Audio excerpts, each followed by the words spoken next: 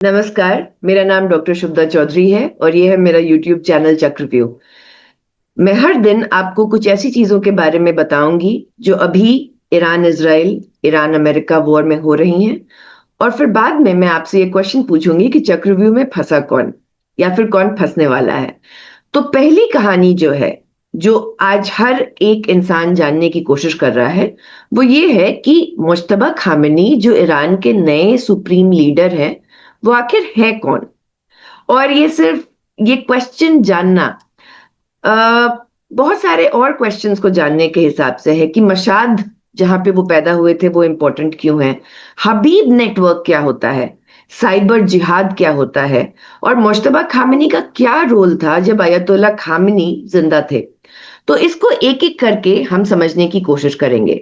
तो सबसे पहले हम जाते हैं 8 सितंबर 1969। 8 सितंबर 1969 शहर का नाम है मशाद, ईरान में। ये शिया मुसलमानों के लिए सबसे Holi, one of the holiest cities है। यहाँ पे जो 8th इमाम थे, शिया 12 इमाम के, उनका पिलग्रिमेज है और पूरी दुनिया से लोग मशाद आते हैं। वहां पे अपने वो प्रे करने आते हैं, रोने आते हैं, हीलिंग मांगने आते हैं। और ये बहुत 20 से 30 मिलियन लोग हर साल आते हैं ईरान। 1969 में 8 सितंबर को इसी सेक्रेड सिटी में एक बच्चे का जन्म होता है। उसका नाम है मुश्तबा हुसैन खामेनी। वो अली खामेनी या अयतुल्ला खामेनी का दूसरा बेटा है। अब इस समय हिस्ट्री में, जब 1969 में मुश्तबा का बर्थ होता है, तो अयतुल्ला खामेनी को कोई जानता नहीं है। देखिए, 1969 ईरान का वो समय है जहां पे जो सिवात पुलिस है रेजा शाह पहलवी की, वो बहुत ज्यादा आउटबर्स्ट कर रही है, अरेस्ट कर रही है कम्युनिस्ट की, इस्लामिक एक्टिविस्ट की, नेशनलिस्ट की, यानी जो भी उनकी राय में उनके सहूलियत से नहीं है। तो अयतुल्ला खामेनी को कोई उस समय जानता नहीं था 1969 में। वो एक क्लेरिक थे, एक डिसिडेंट थे, वो शाह के खिलाफ काम करते थे और शाह की सीक्रेट पुलिस जो है वो बार बार अयतुल्ला खामेनी के घर पे रेड करती थी। अब जब मुश्तबा बड़े हो रहे थे 1975 में, अयतुल्ला खामेनी को अरेस्ट किया गया था 6th टाइम के लिए और एग्जाइल कर दिया गया था। ये एक चाइल्डहुड है मुश्तबा खामेनी का, जिसे हमें बहुत ध्यान से समझना होगा, क्योंकि उन्होंने, भले ही आपस फैमिली में बहुत ज्यादा मतभेद भी हुए थे, लेकिन उन्होंने बहुत सारी चीजें छुप के की। इनफैक्ट इतने छुप के की कि लोगों को यह भी नहीं पता था कि बार बार जब इसराइल और यूएस ये फैलाते थे कि हाँ ये मारे गए हैं या इंजर्ड हो गए हैं, लेकिन वो बार बार वापस आ जाते थे। तो यहाँ पे जो सेकंड चाइल्ड थे खामिनी के, मुश्तबा खामिनी, और उनकी माँ का नाम था मंसूर खोजास्ते बागरीजाद। ये डॉटर थी अयतुल्ला तबरीज की। अयतुल्ला खामेनी का अरेस्ट 1960s में भी हुआ, 70s में भी हुआ। 1963 में क्यों हुआ? क्योंकि वो खोमेनी, रोहल्ला खोमेनी के सीक्रेट टेप्स डिस्ट्रीब्यूट कर रहे थे। मुश्तबा खामेनी अपने फादर के साथ मशाद के बाजारों में जाते थे। मशाद के बाजारों में क्या होता है, वहां पे छुप के आईआरजीसी उस समय तो बना नहीं था, लेकिन जो भी एक्टिविस्ट हैं उनसे बातें करते थे। उनका एक पहला लेसन था। पहला लेसन क्या था? पहला लेसन था तकिया में। अब तकिया का मतलब क्या होता है? तकिया का मतलब होता है कि कोई भी मुसलमान अपनी आइडेंटिटी छुपा सकता है अगर उसकी जीवन पे खतरा हो।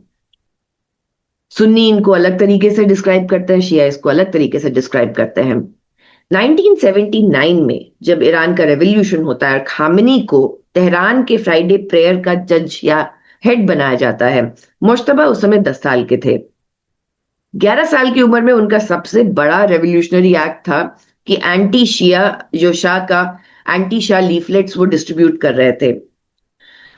अब घर में भी थोड़े विवाद होते थे। उनकी जो छोटी बहन थी, ये 5 भाई बहन थे, इनकी जो छोटी बहन थी बुशरा, वो थोड़ी रिफॉर्मिस्ट थी।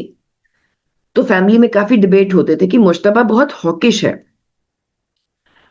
अपने टीन्स में टीनेजर के टाइम पे वो तेहरान के अलावी स्कूल में पढ़ते हैं। क्या पढ़ते हैं? अरबिक और इस्लामिक जूरिस्प्रूडेंस। 1987 में, याद रखिए ये ईरान इराक का टाइम है, वॉर का, वो ग्रेजुएट करते हैं।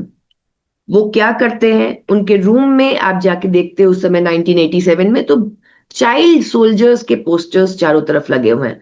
वो बासिज मिलिशिया भी ज्वाइन करते हैं। अयतुल्ला खामेनी को ईरान का प्रेसिडेंट 1981 में बनाया जाता है, और 1981 में ही उनके ऊपर एक असैसिनेशन अटेम्प्ट होता है एमईके द्वारा, जिसके कारण उनका पूरा का पूरा राइट हैंड पैरालाइज हो जाता है। मुश्तबा खामेनी के टीचर्स कौन थे? पहले अयतुल्ला मोहम्मद ताकी मिशाब यजदी, जिन्होंने उन्हें विलाय फाकी, जो 12 इमाम शिया का मेन आइडियोलॉजी है, यानी इस्लामिक जूरिस्प्रूडेंस, उसको सिखाया। दूसरे अयतुल्ला लुत्फुल्लाह साली, जो उन्होंने फिक्र यानी जूरिस्प्रूडेंस सिखाया। उनके करिकुलम में क्या था? उनके करिकुलम में था उसूल अल फिक्र, यानी कैसे आप जूरिस्प्रूडेंस करेंगे अकॉर्डिंग टू द लॉज। हदीथ और कलम, यानी कि थियोलॉजी क्या है इस्लाम की। 90s के मिड में कोम में, जो सेमिनरी शहर है, वहां पे मुश्तबा खामनी जाके पढ़ाना शुरू कर देते हैं। वो अयतुल्ला का टाइटल उनको नहीं मिलता है। उनको क्या टाइटल मिलता है? उनको टाइटल मिलता है हुजातुल इस्लाम, यानी मिड लेवल शिया क्लेरिक स्कॉलर। वो प्राइवेट लेक्चर्स लेते हैं 30 सालों के लिए। किसके लिए लेते हैं? आईआरजीसी के कमांडर्स के लिए। वो क्या सिखाते हैं आईआरजीसी के कमांडर्स को? जूरिस्प्रूडेंस जो उन्होंने सीखा है, काउंटर इंटेलिजेंस, यहां तक कि आईआरजीसी और जो मुल्ला हैं वो सर्वेलेंस और काउंटर इंटेलिजेंस कैसे करें 30 साल तक। उन्होंने ओपनली कभी कोई पब्लिक लेक्चर या कोई कॉन्फ्रेंस या फिर लोगों को संबोधित करते हुए अपना समय नहीं बिताया। उनकी सारी जो वार्तालाप होती थी वो बिहाइंड द डोर्स होती थी आईआरजीसी के ऑफिशियल से, और आज से नहीं, 30 सालों से। 1980 टू 88, याद रखिए ये ईरान इराक के वॉर का टाइम है। वो आईआरजीसी के हबीब बटालियन में इनलिस्ट होते हैं। ये हबीब बटालियन जो है ये एकदम आइडियोलॉजिकली प्योर फाइटर्स का एक बटालियन है। वो वहां पे रहते हैं अगस्त 1988 तक। कहां पे स्टेशन होते हैं? बसरा में।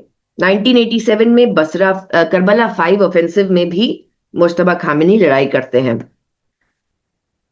जब ईरान इराक वॉर खत्म होता है तो ये एक इनर सर्कल अपना बनाते हैं। उस इनर सर्कल का नाम है हबीब नेटवर्क, जिसमें कौन है? ईरान इराक वॉर में जितने भी आईआरजीसी के ऑफिशियल्स थे, तो हुसैन तईब जो फॉर्मर आईआरजीसी के इंटेलिजेंस चीफ थे, मोहम्मद हिगाजी डेप्यूटी कमांडर चीफ, और मुश्तबा खामेनी के द्वारा ब्लैक मार्केट डील भी होती है अफगान मुजाहिदीन को उस समय। अब अपने पिता के लिए भी ये काम करते हैं। जो सुप्रीम लीडर होता है उसका ऑफिस जो है बैते रहबारी में है। वो अपने पिता और आईआरजीसी के बीच में एक लिंक बन गए।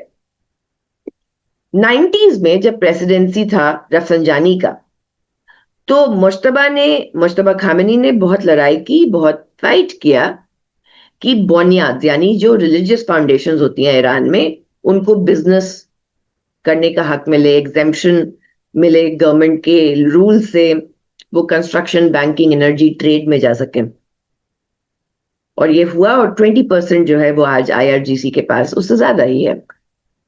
जब प्रेसिडेंट मोहम्मद खतामी थे और वो पॉलिटिक्स को लिबरलाइज कर रहे थे ईरान में, तो मुश्तबा और उनके जो हार्ड लाइन ग्रुप्स हैं, उन्होंने 1999 में जो स्टूडेंट प्रोटेस्ट हुए थे तेहरान में, उसको भी क्रश किया था। 2009 में जब ग्रीन रेवोल्यूशन होता है, तब उसके दरमियान आईआरजीसी का जो इंटेलिजेंस ब्रांच है उसको ज्यादा से ज्यादा मजबूत करने का काम मुश्तबा का था। 2010 में साइबर जिहाद या साइबर वॉरफेयर ये शुरू होता है। वो हैकर्स को नियुक्त करते हैं जिनका नाम है आशियाने। उनके बाद बहुत सारी कंट्रोवर्सीज भी हुई कि इनके पास ऑफशोर अकाउंट है 406 बिलियन का। इन्होंने अहमदीनेजाद के प्रेसिडेंशियल इलेक्शन में रिगिंग भी की है। 2009 में मास अरेस्ट, टॉर्चर लोगों का, कजरियाक प्रिजन में भी किया है। और जो ये कॉन्सेप्ट है ईरान में इंटरनेट ब्लैकआउट का, जो अभी भी शायद है, वो इंटरनेट ब्लैकआउट का कॉन्सेप्ट मुश्तबा खामिनी का ब्रेन चाइल्ड है। इनकी शादी 2004 में हुई थी। इनकी वाइफ का नाम जहरा हदाद आदिल, जो x parliamentary speaker Ghulam Ali हदाद Adil की बेटी थी। इनके 3 बच्चे हैं।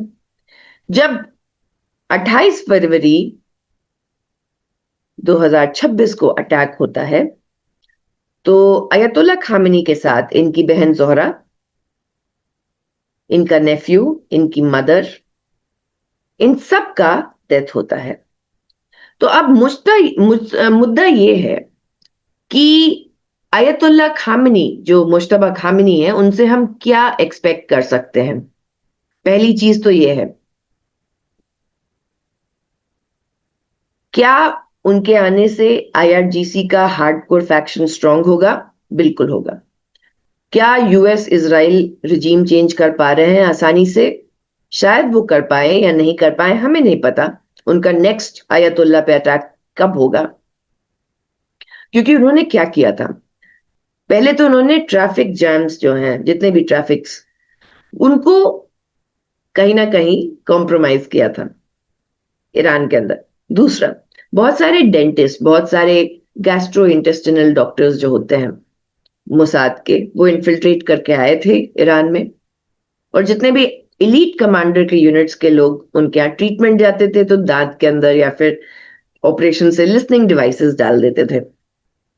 साथ ही साथ मोसाद के काफी बूढ़ी बूढ़ी औरतें भी अयतुल्ला खामिनी के जो सेमिनरी है उसमें इन्फिल्ट्रेटेड थी। तो अब बात यहां पे आती है, दूसरा मुद्दा ये आता है कि अब हमें ये समझना है कि एक ऐसी चीज जिसके बारे में कोई बात नहीं करता है, डिप्लोमेटिक केबल्स जो लीक हुए थे कि 2004 से 2008 मुश्तबा खामिनी 4 सीक्रेट ट्रिप्स के लिए यूनाइटेड किंगडम जाते हैं। इसलिए इनफर्टिलिटी ट्रीटमेंट था। अब वो तेहरान में जाके ट्रीटमेंट नहीं करते, ना कोम में करते हैं, वो इंग्लैंड में जाके करते हैं। ये ईरानियन रूलिंग क्लास का एक प्राइवेट वर्ल्ड है, जो दुनिया के हर रूलिंग क्लास का एक प्राइवेट वर्ल्ड होता है। अब जहां तक बात रही कि अर्ली 2026 में हम जानते हैं कि यूनाइटेड स्टेट्स और इजराइल ने कोऑर्डिनेटेड मिलिट्री स्ट्राइक्स किया है। आयतुल्ला खामिनी अब नहीं रहे, मुश्तबा की बीवी नहीं रही, उनकी मां नहीं रही, उनका बेटा भी मारा गया है। एक ही दिन में उनकी पूरी दुनिया खत्म हो गई है। अयतुल्ला खामिनी ने एक लिस्ट बना के रखी थी पोटेंशियल सक्सेसर्स की, मुश्तबा उसमें नहीं थे। क्योंकि डायनास्टिक पॉलिटिक्स शिया क्लर्जी में नहीं होती है। लेकिन आईआरजीसी जो जनरल्स हैं, कमांडर्स हैं, उनके कुछ और आइडियाज थे। जब असेंबली ऑफ एक्सपर्ट्स कन्वीन हुई, बहुत ऑपोजिशन भी हुआ। 8 मेंबर्स ने बॉयकॉट करने का भी धमकी दिया था। वहां डोनाल्ड ट्रंप भी वे इन किए कि नहीं, जो नया रूलर बनेगा, नया अयतुल्ला बनेगा, वो मेरी मर्जी से बनेगा। जैसे ही डोनाल्ड ट्रंप ने ये चीज बोली, तो मुश्तबा खामिनी के खिलाफ जितने भी ऑपोजिशन थी वो शांत हो गई। 8 मार्च 2026 को असेंबली ऑफ एक्सपर्ट्स ने अपना डिसीजन डाल दिया कि मुश्तबा खामिनी इलेक्टेड सुप्रीम लीडर हैं इस्लामिक रिपब्लिक ऑफ ईरान के। अब बात यहां पे आती है, 90 मिलियन लोगों के अयतुल्ला, अयतुल्ला का मतलब होता है रिफ्लेक्शन ऑफ गॉड, मुश्तबा खामिनी है। वो एक आइडियोलॉजिकल हार्डलाइनर है, अपने फादर से ज्यादा एक्सट्रीम है। वो ईरान के पास न्यूक्लियर वेपन हो, इसको ध्यान से सुनिएगा, ईरान के पास न्यूक्लियर वेपन हो,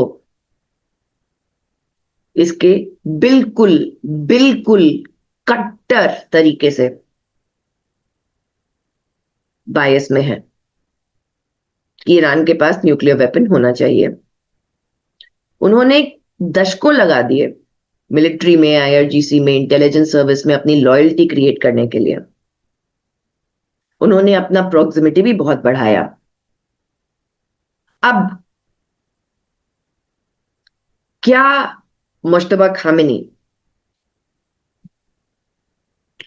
के आने से ईरानियन लोगों का जो सब्र है या पेशेंस है या बिलीफ है वो स्ट्रांग होगा? दूसरा, ईरान में जो बाकी की पॉपुलेशन है, जैसे अजेरी हैं, बलूच हैं, कुर्द हैं, जूस हैं, क्रिश्चियंस हैं, सुन्नी हैं, उनके साथ क्या होगा? तीसरा, मोसाद के ऑपरेटिव्स को कैसे पकड़ा जाएगा?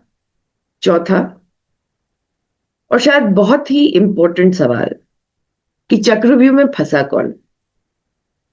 नेतन्याहू और ट्रंप, जो सोच रहे थे कि वेनेजुएला के जैसे एक रिजीम चेंज ईरान में हो जाएगा, या फिर मुश्तबा खामेनी, जिनको नहीं पता कि उनका अगला असैसिनेशन अटेम्प्ट उनके ऊपर कब है।